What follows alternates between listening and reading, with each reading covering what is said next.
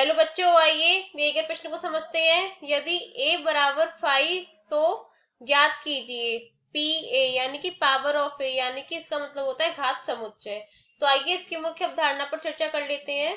मुख्य अवधारणा, मुख्य अवधारणा, मुख्य अवधारणा।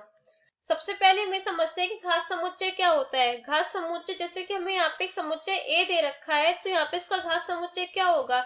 समुच्चय ए के सभी उप समुच्चयों के समुच्चयों को समुच्चय ए का घात समुच्चय कहा जाता है। जैसे कि उदाहरण से समझते हैं एक बार इसको कि क्या है इसका मतलब। जैसे हमारे पास में ए के अवयव दे रखे हैं, एक हमें ए समुच्चय दे रखा है 1, 2, हमें ये समुच्चय दे रखा है। इसका हम घात समुच्चय कैसे लिखते हैं, इसे लिखेंगे पी ए बराबर क्या हो जाएगा मझले कोष्टक के अंदर। अब इसके सारे हम उप समुच्चय लिख देंगे। जैसे कि इसमें पहला उप समुच्चय बनेगा 1, दूसरा उप समुच्चय बनेगा 2, और इसमें तीसरा उप समुच्चय बन जाएगा 1, 2, तथा इसमें चौथा और अंतिम उप समुच्चय बनेगा 5।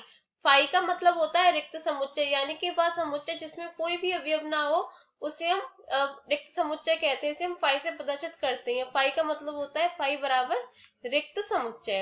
तो ये तो हो गई घात समुच्चय की परिभाषा। यहाँ पे लिख देते हैं इसको उदाहरण। ये हमने उदाहरण लिया था।